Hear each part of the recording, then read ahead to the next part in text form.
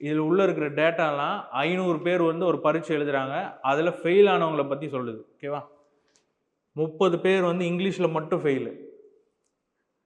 10, 5, 12, 12, 50, 70. இதில் என்ன கேட்குறான்னா, எத்தனை சதவீதம் தேர்வர்கள் குறைந்தது 2 பாடத்தில் தோல்வியுற்றார்கள்னு கேட்குறான். குறைந்தது அப்படின்னு சொன்னால் 2 பாடம் அதுக்கு மேலேயும் இருக்கலாம். அட்லீஸ்ட் 2ன்னா 2 பாடமாவது இருக்கலாம், 3 பாடமாகவும் இருக்கலாம். இங்கே மொத்தம் 3 பாடம்னா 2 பாடத்தில் மட்டும் ஃபெயில் ஆனவங்க 10 பேரா? இங்கிலீஷ், ஹிந்தி.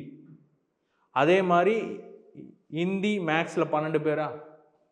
மேக்ஸ் இங்கிலீஷில் 12 பேர். அப்போ 12, 12, 10 எவ்வளோ வருது?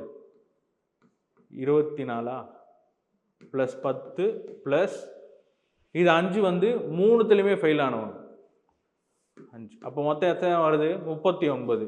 39 அப்படின்றது 500 பேரில் நம்ம கணக்கு பண்ணோம். 500 பேரில் கணக்கு பண்ணால் என்ன வரும்? 39 டிவைடட் பை 100 இன்ட்டு 500. ஆஹா, 39 மாணவர்கள் 500 பேரில், அதை வந்து சதவீதத்தில் கேட்குறான். 100ஆல் பிரிக்கிறோம். 2 சைபர் கட்டு, 5 7 35 4 இருக்கும். புள்ளி வச்சு 8 40 வந்துடும். கரெக்டாக? அப்போ 7.8. அப்போ 7.8% பேர் வந்து பார்த்தீங்கன்னா குறைந்தது 2 பாடத்திலும் தேர்ச்சி பெறவில்லைன்னு அர்த்தம். 7.8%. So option D.